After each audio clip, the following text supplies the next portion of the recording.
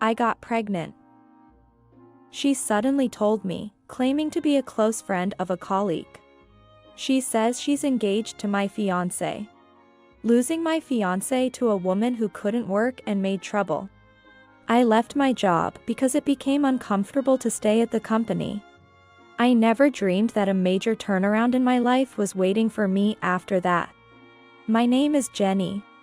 I'm 28 years old. I work in the editorial department of a boys' comic at a certain publishing company. I hate to say it myself, but I'm fairly competent. I have 3 comic artists under my charge. One is a hitmaker who is the face of the magazine. One is a veteran with enthusiastic fans. And one is a promising newcomer who seems capable of carrying the magazine's future on their shoulders. They all trust me to handle their manuscripts. The basic job of an editor is to assist the comic artists and ensure the manuscript is completed by the deadline. I gather materials, deliver them to the workplace, and even encourage the assistants with snacks. Depending on the artist, I also help brainstorm ideas.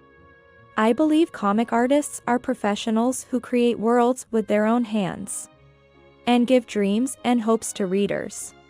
Actually, I used to draw comics when I was a student. I had a dream of becoming a comic artist, but realizing I lacked the talent, I decided I wanted to help bring comics to the world instead and became an editor. Jenny really loves comics.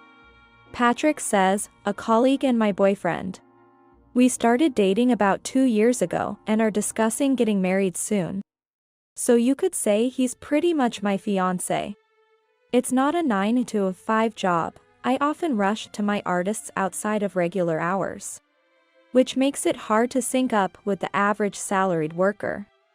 That's why dating Patrick, who works in the same editorial job, is easy. Well, finding time for dates is still a challenge. Jenny, you're lucky with your assignments. Katie says, another colleague from the same batch. She originally worked as an editor for a girls' comic magazine. But the big-name female comic artist she was in charge of disliked her, so she moved departments. While comic artists can be difficult or eccentric, I think Katie was the problem in this case. She's always late, full of excuses, and quick to blame others.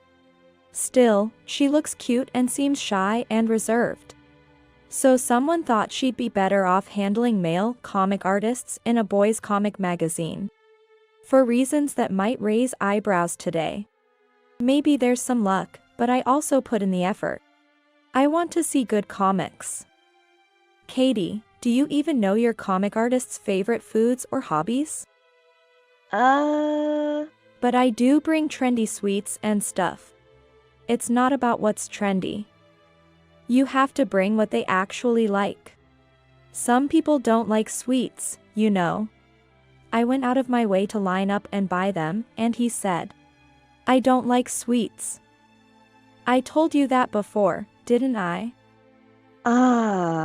Was that the chestnut cake you were eating the other day? You bought it because you wanted to eat it yourself. And just got something for them on the side. Prioritizing yourself over your comic artist, what's that about? It's not a big deal, right? It is a big deal. Buying something for yourself and then picking up something for comic artists as an afterthought. And using it as an excuse to line up during work hours. Come on, not everyone is as passionate about their work as you. Jenny, Patrick intervened. I felt down when I heard, I wish I had a cute girl like Katie as my editor. You are nice, Patrick. I didn't like their unserious attitude towards work. Since they are the only 3 colleagues who can still speak their minds to each other. Patrick, Katie and I often went out for drinks together. Katie claims to be a father complex, and her current boyfriend is nearly 20 years older than her. I've been drawn to older men ever since my dad passed away when I was little. They're kind and calm, and I just don't get girls who date guys their own age. Hey, are you really going to say that in front of us, a couple of the same age? Katie knows that Patrick and I are dating. For me, I can't imagine being with someone 20 years older. When I'm 50, he'll be 70, right? Too old for me. While joking like this, I felt somewhat relieved that Katie wouldn't become a rival in love. One day, when I was waiting to meet Patrick for a date, Katie called me saying she was feeling unwell and asked if I could pick up a manuscript in her place. I could have refused, but the comic artist Katie was in charge of was someone I had been a fan of since his debut. David Stone is a mid-30s male comic artist with talent, but has yet to produce a hit work. I contacted Patrick to cancel our date and went to pick up the manuscript. Huh? You're Jenny, right? What happened to the person in charge? I was happy that he remembered my name even though I've never been in charge of him. Katie is not feeling well, so I came to pick up the manuscript instead. She often seems unwell. Is she okay? Doesn't she have a weak constitution? I had never heard that Katie was frail. It seems she uses her health as an excuse to get out of requests. Hearing stories about messed up arrangements for autograph sessions, bringing fan letters that were 6 months old, or offering apple pie despite knowing the artist has an apple allergy made me frustrated. Last time, when I asked for photos of a ruin with an otherworldly atmosphere, she sent me a blurry photo she found on the internet. If that was all it took, I wouldn't have bothered asking. Hearing the artist sigh, I apologized on Katie's behalf and promised to speak sternly to her. He said something sad like, "Maybe my comic isn't popular, so that's why I'm treated coldly." To which I confessed, "I've been a fan of your work since your debut. I even buy the volumes to put on my bookshelf." He was delighted and said, "Really? Then, I'll draw your favorite character for you." And carefully drew my favorite character in my notebook. I was so happy I forgot about my anger towards Katie. Huh? But that artist is so analog. He wants analog materials and sends fan letters by postal mail, which is so weird. When I sternly warned her, far from being remorseful, Katie insisted she did nothing wrong. There are still many analog artists out there. Many fans take the time to write letters by hand. Don't do your job half-heartedly just because you find it bothersome. Jenny, you're scary. Listen. Our job is to help comic artists create good work. Providing them with allergenic food or bothering them doesn't just get in the way, it's harmful. But I didn't know. It can't be helped. That was a lie. Mr. Stone had said he informed her. Then Patrick joined the conversation. What's going on here? Why the tension? Katie, without even shedding tears, made a crying face and whined to Patrick in a spoiled voice. Aww. Patrick. Jenny is being so harsh. Katie, did you make another careless mistake? This isn't about being careless or clumsy. I'm talking about her attitude towards work. We don't need an editor who causes trouble for comic artists. Hey, that's too harsh. Don't judge people by your own standards. I never expected my fiancé to take Katie's side. I think that was when I realized that my relationship with Patrick was starting to fail. Our priorities and views on work were just too different. I should have been the one to end things quickly. But perhaps I still had feelings or thought the relationship could be fixed, so I couldn't cut Patrick off. Afterwards, Katie was removed from being David Stone's editor. It was because Mr. Stone had asked the chief editor for a change. But the chief editor didn't convey this to Katie directly. So she assumed I had badmouthed her to the chief editor. You are mean. I can't believe you told the chief editor. What? I just cautioned you, I didn't tattle. Then why am I being removed from my position? The fact that you're taking over proves it. Indeed, Mr. Stone had expressed his wish to the chief editor that he wanted me to take over. While I was thrilled by this, it only fueled Katie's belief that I was the reason she lost her position. Managing 4 comic artists seemed a bit challenging to me. So after discussing with the chief editor, we decided Katie could take over from a hitmaker comic artist. This artist worked with a production team handling tasks like gathering materials and managing events, and they never missed deadlines. So the main responsibilities of the editor were basically to pick up the manuscript and deliver snacks. I thought there wouldn't be any trouble with Katie handling it. Katie was happy, saying, "Maybe it's actually a lucky break." Mr. Stone wasn't making a splash, and many of my friends didn't even know his name. But now, I'll be working with a famous artist everyone knows. Her anger towards me seemed to disappear, but I was quite irritated on the inside. "I'm sorry if I caused trouble between you and your colleague by asking the chief editor." He apologized when I first showed up at his workplace after taking over. I didn't know how the word got out, but such news spreads fast. "No, I'm happy to be working with you. I'll work hard to make up for Katie's interference. Just let me know what you need." When I said this, he immediately asked, "I'm sorry to ask so soon, but could you find me an assistant?" I had asked Katie a while back. I couldn't believe the lack of work being done. I arranged for someone who could match Mr. Stone's drawing style and wouldn't disturb the workplace atmosphere. Mr. Stone was single, and meals during work were mostly delivered. So I arranged for someone who could cook, and I also cooked when I visited. Since he had no manager, I also took care of as much of the small administrative details of his daily life on his behalf as possible. You're a huge help. The materials you provide are perfect, and I've got much more time to draw now. I was pleased to be appreciated. Mr. Stone's work, though not flashy, had excellent artistry and a unique worldview with humor, attracting a core fan base. I was one of them. He was the type who wanted to spend time on his drawings, but was previously overwhelmed by trivial tasks and a shortage of assistants. Perhaps because he now had more time and less stress. The popularity of his serialized work increased, and I received praise from the chief editor. One day, Patrick said, "We need to talk," and I promised to have dinner with him. Do we talk about marriage? Or perhaps a breakup? Either way, I felt it was time to clarify things. However, when I arrived at the restaurant we had planned on, Patrick and Katie were sitting side by side, not opposite each other, which struck me as odd. I took the seat opposite them. "Jenny, I'm pregnant." She said this as soon as I sat down. "What?"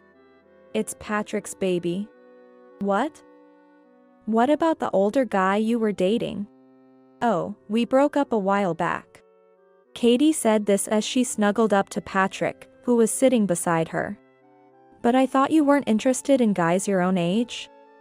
"I thought so too, but there's no reason for falling in love." "What?" Then Patrick said, I want to start a family with her." "So? Go ahead." "Huh? You can be family, whatever you want. If that's all you want to talk about, I'm leaving." As I stood up to leave, they both started apologizing repeatedly. "I'm really sorry about this." "Sorry, Jenny." Katie's smug face at that moment infuriated me. "It's fine. You two are perfect for each other." Then, with a look of self-pity, Patrick said, "What I've come to dislike about you is your condescension. Just because you're a bit good at your job, you look down on others." I didn't mean it, but that's how Patrick must have felt. I'm not looking down on anyone. I think it's a difference in the way you and I think about our work. That's why you two are perfect for each other. I left the restaurant with those words. I wasn't sad. I did feel frustrated.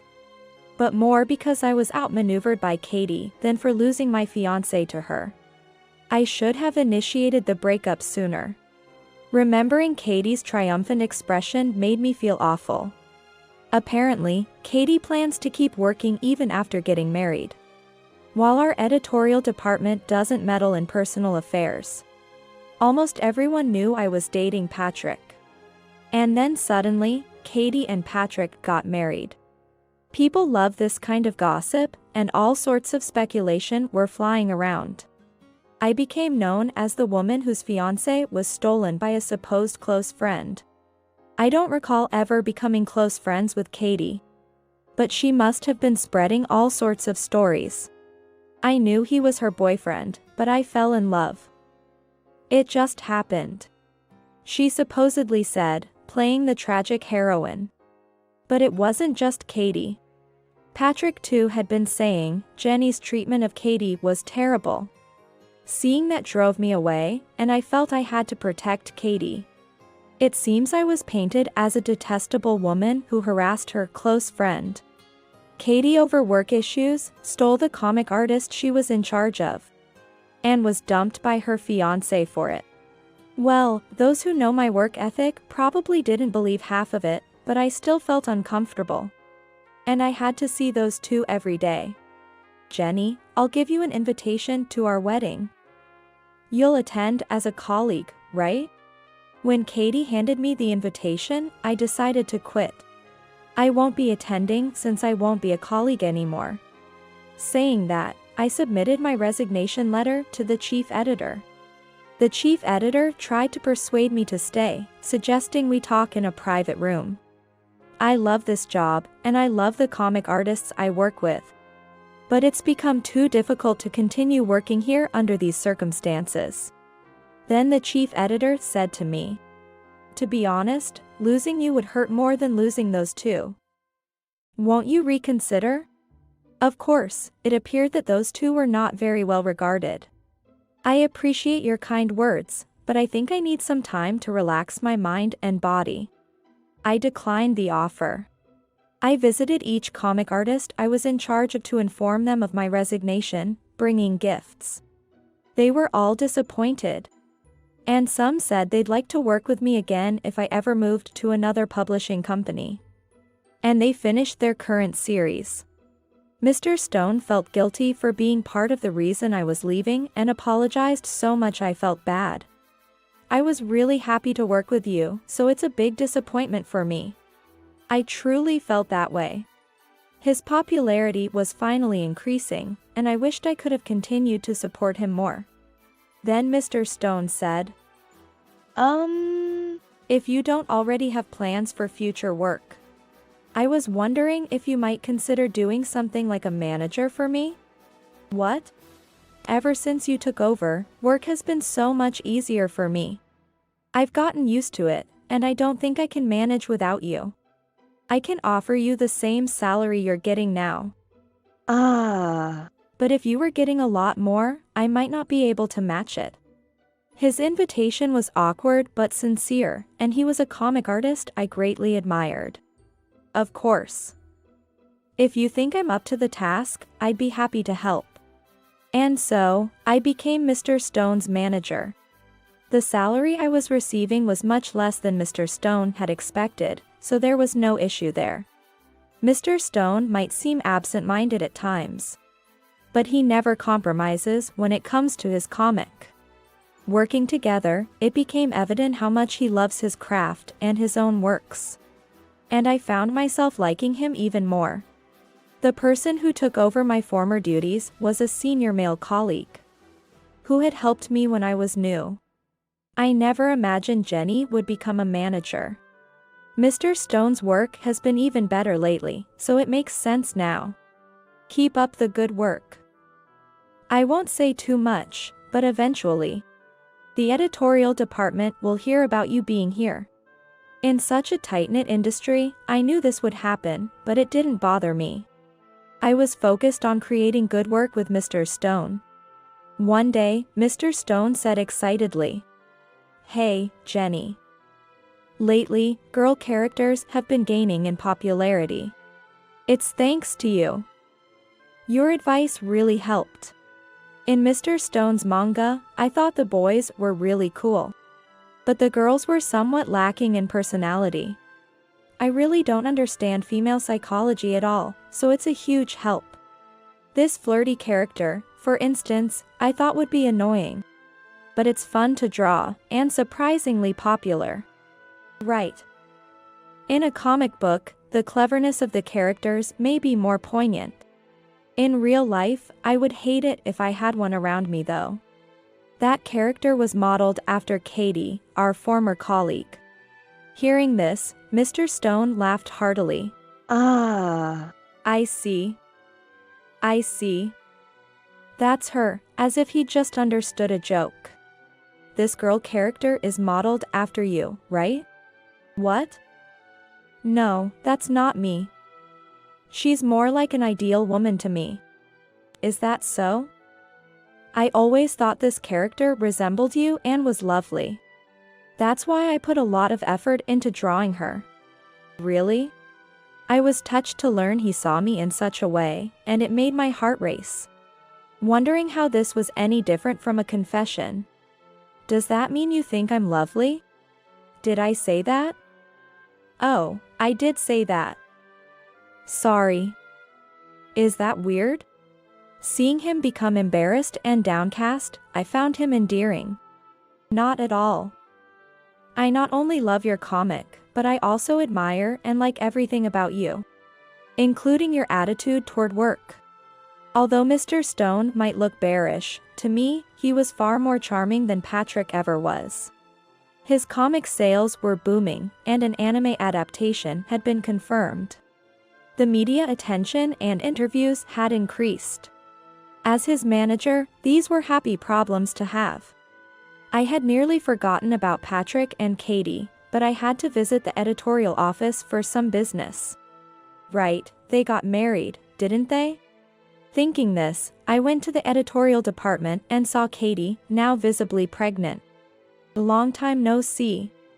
I greeted her cheerfully, but she just glanced at me and walked away.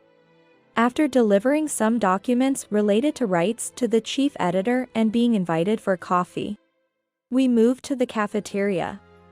It's been tough since you left. He sighed deeply. The hitmaker comic artist that Katie was in charge of got furious. What? That artist who would be fine no matter who was in charge. I was surprised. Despite being an exceptionally stable manga artist, who hardly needed anything beyond manuscript collection and occasional snacks. It seems she managed to upset the artist by suggesting a switch to digital art. Saying things like, "Why don't you work digitally? Everyone's doing it these days." I had to profusely apologize, and now I'm taking over. Katie is on document organization duty. Well, she's not exactly excelling at that either. But we can't just fire her for incompetence. She's fully intending to take maternity and parental leave, said the chief editor, sighing again. Patrick hasn't been getting great feedback either.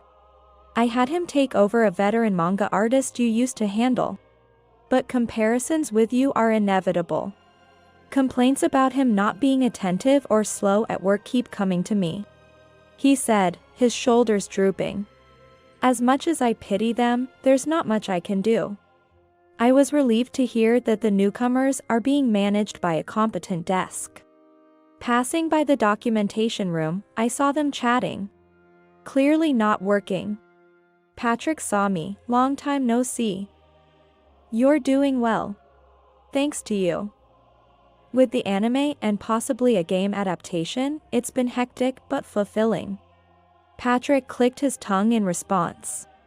I couldn't believe I had once been engaged to such a man. Oh, by the way, I'm getting married to Mr. Stone. I'll be supporting him as both a manager and partner from now on. What? You're lying. Mr. Stone's been making a fortune recently. Katie reacted to that part, which was disappointing. Neither of them said congratulations. Instead, Katie complained, that was supposed to be my job. That's so unfair. I decided to fib a bit. Well, we're planning a lavish wedding and reception. For our honeymoon, we're thinking of a world tour, and we might buy a high-rise condo. I said, showing off a large gemstone engagement ring. The ring was the only truth, the rest were spontaneous lies. Though, they weren't impossible dreams. Seeing Katie's genuinely frustrated face was satisfying. David's that bear-like uncool guy, right? He said this out of spite. What a small man. He's a wonderfully talented bear. Much better than you could ever be. That was the truth. Well, I wish you both happiness. As I walked away, I could hear them bickering behind me. Later, Katie was apparently sued for compensation by the wife of the older man she had previously dated. Turns out, he wasn't single. Patrick was saying, the baby might not be mine, but we won't know until the baby is born. With their incompetence at work and lack of motivation, plus this scandal, you'd think they'd have a hard time staying at the company. But knowing them, who knows? Either way, I couldn't see a bright and happy future for them. A grand wedding, a world tour, a high-rise condo? Shall we go all out? Mr. Stone joked after hearing my story. You don't like being the center of attention, right? I'm drawn to the world tour idea. But I don't want to disappoint our readers by taking a long break. As for living arrangements, anywhere is fine by me. Got it. Then, after the current series ends, let's take a super long vacation and travel the world. That sounds great. We'll take lots of photos for reference. You're really the role model for all editors. But you can be a bit more selfish now that you're my wife, he said, offering more support than I could have asked for. Just creating worlds together in comics was enough to make me happy. If I got any happier, I felt like I might spoil. It's like a miracle. By the way, the family home of David Stone is a stonemasonry business.